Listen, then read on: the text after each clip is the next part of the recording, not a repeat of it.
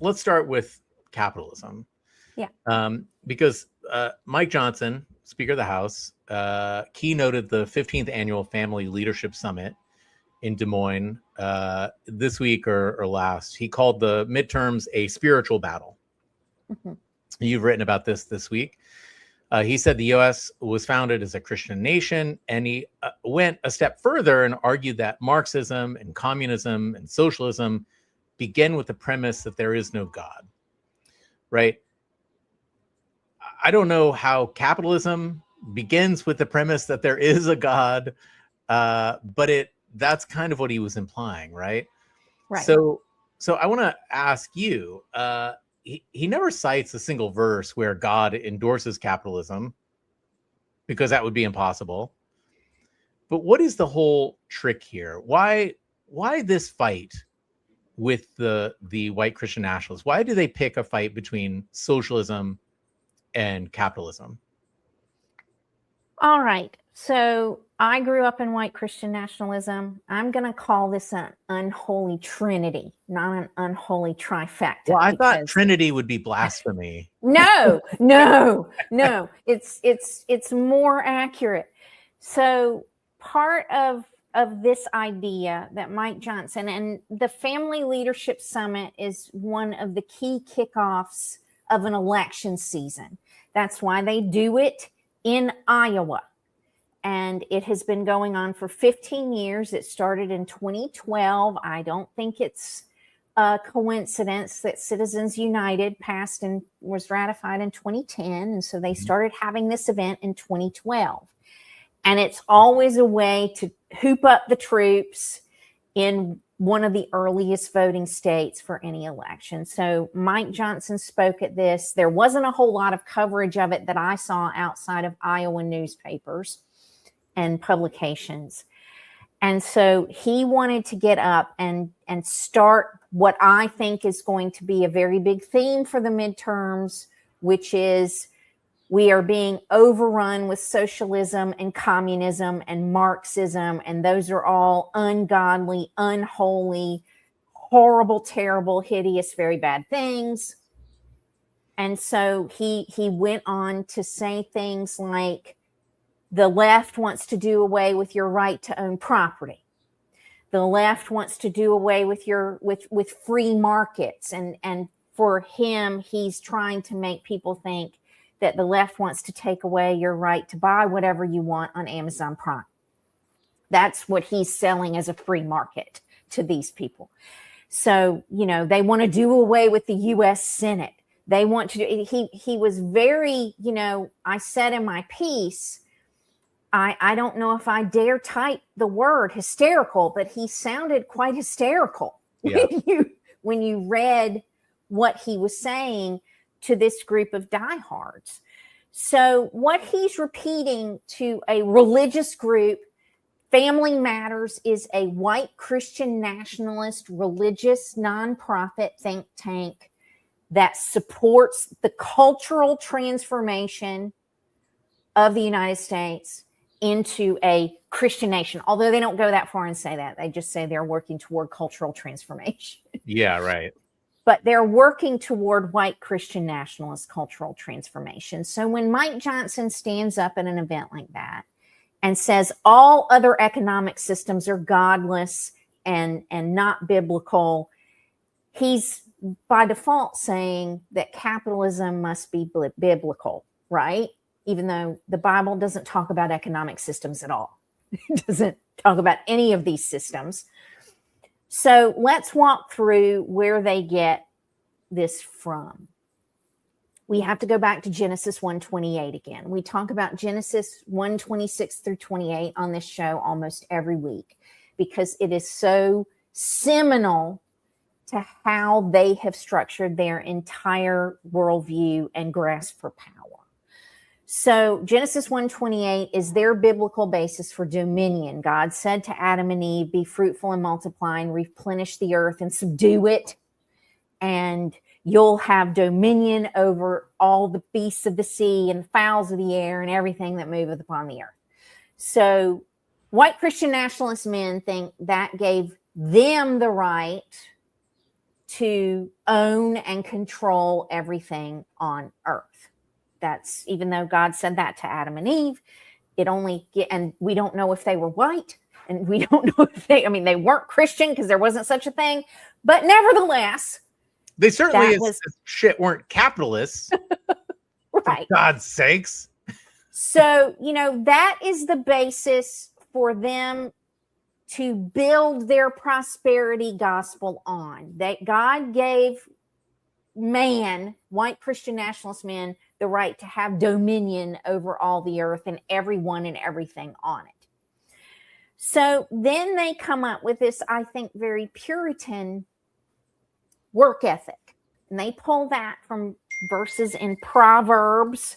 I'm going to go to one of those. Proverbs 10:4 says that lazy hands make for poverty, but diligent hands bring wealth. Right. Proverbs 14:23 says there is profit in all labor, but mere talk leads only to poverty. So those verses are the biblical basis for them to talk about prosperity gospel and to say things like my pastor said, which really came from Shakespearean times, not the Bible, but an idle mind is the devil's workshop. Right. So that is for them the basis of God intended for us to work, and those who work hard and honor God will be blessed with lots and lots and lots of money and stuff. And that is how society should be ordered and function. And whenever you're idle, you're giving space in your brain and in your mind for Satan to work. And so you always need to be occupied with good and just and right work, because that builds capitalism, that builds capital for everyone, even though that's not true.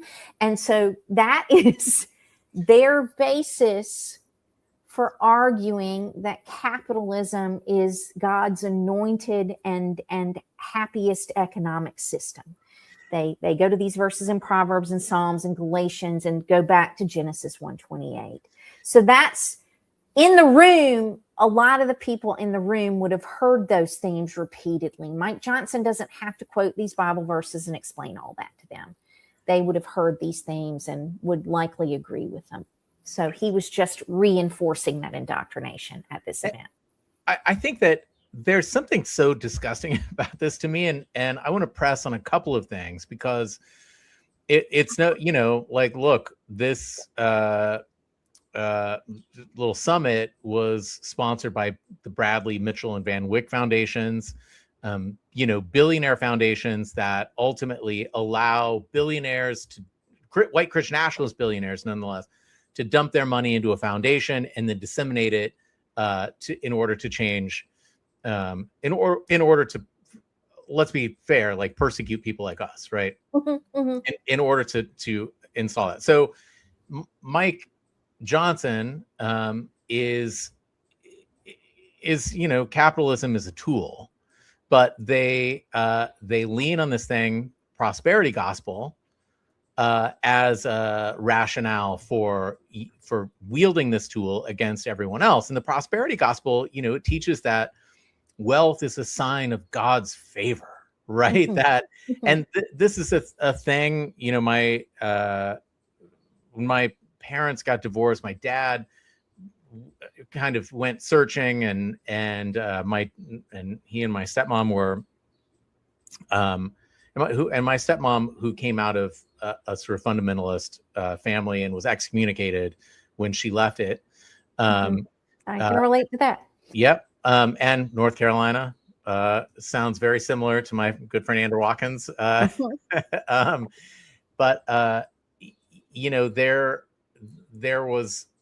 there's a lot of dogma that is really enticing. There's a lot of stuff that's enticing about the prosperity gospel. But the problem with it is it does two things right at once. It makes billionaires look blessed, right? Blessed, rather than merely powerful. It's saying ultimately that they are chosen because they're billionaires. But it also does the opposite, right? It makes those of us who are struggling believe that we need to blame ourselves. We are the unchosen, right? We may be working our asses off and getting nowhere, but that's ultimately on us. So this system of prosperity gospel favors billionaires and disfavors everyone else, and or let's say billionaires and the prosperous, like genuinely prosperous. But it's not just favoring; it's saying God favors billionaires and not you. You have a moral and ethical and personal failing that is keeping you. If only you believed more, you too could have all of these material items, right? And it's so funny that someone like Paula White-Cain, who is the head of the National Faith Office and advisor to the president, teaches this while she tells her listeners and her followers, I'm going to send an angel on your shoulder if you send me $1,000. You know, everyone who sends me $1,000 gets this angel on their shoulder. That, you know, and I don't know, this type of thinking goes back to before our founding, that we view wealth as virtuous. And it doesn't just happen in white Christian nationalism. And that's something I've been trying to encourage more Americans to think about this week. Why do we value celebrities?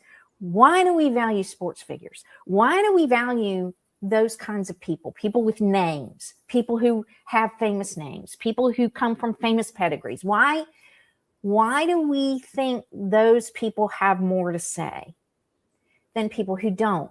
That's also part of this indoctrination. So it's so pervasive in our country. It's not just part of white Christian nationalism, but because it's so pervasive, I think they've decided to use that as a huge talking point in the lead up to the midterm elections. If I can tell a story from my upbringing about how this worked, I will. You know, when I was in elementary school, my pastor went to, at the time, West Germany, and on a missions trip, and he came back with a Mercedes that he bought there. Oh my God. And, you know, we had these white buckets that were as big as sand pails that you took to the beach that he would pass every service as the offering bucket. They weren't little plates. We always had baskets. We had buckets that were like, and so, and the wake of buying this Mercedes in West Germany and shipping it all the way back to the US. I mean, I was a kid. I didn't understand like that he actually had to pay cash for that there were all these other costs involved, that all that had to be paid for in cash. I only understood that as an adult. But as a kid, you know, a lot of the people were like, we're not going to give money if this pastor is just going to go buy Mercedes automobiles in other countries. So he learned something from that. What was the lesson? He stopped driving the Mercedes, and, you know, but several years later had to hire a new music minister who also had a background in finance and money management, who's still there. So, you know, people who don't even want to look like in these churches that they're pursuing money. And I'm not saying he's ever done anything wrong. I'm not saying he's ever defrauded a soul. But I'm saying I bet both those men are very, very wealthy. And then will hold themselves up as being blessed by God. Yes. And it's all a manipulation. You know, I'm going to pay you pennies to work for the church because you get your treasure in heaven, while I'm going to Europe and buying Mercedes. And I'm having, you know, houses and whatever else that you don't know about. And that is part of the problem that I think a lot of people in white Christian nationalism particularly need to face. I mean, Mike Johnson says these things because they financially benefit Mike Johnson. And Yeah. that's part of why he'll get up. He's, who knows how much money he was paid to say all that over the weekend. Well, that's right. I think that there's a lot to say about prosperity gospel and all of that. And one thing that I would like to ultimately say is that you're right.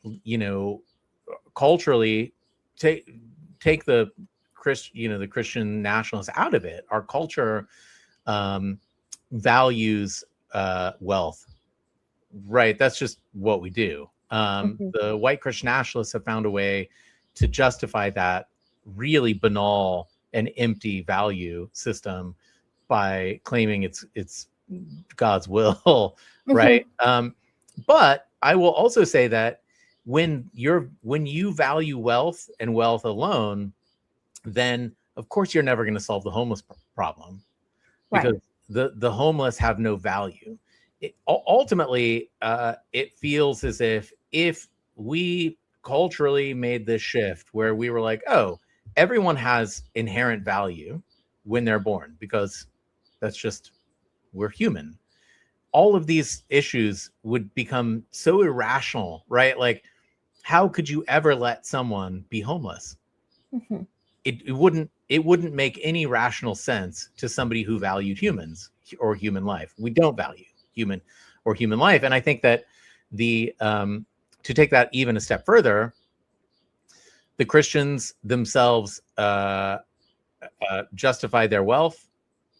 They justify billionaires. They justify that system, but they also feel dramatically persecuted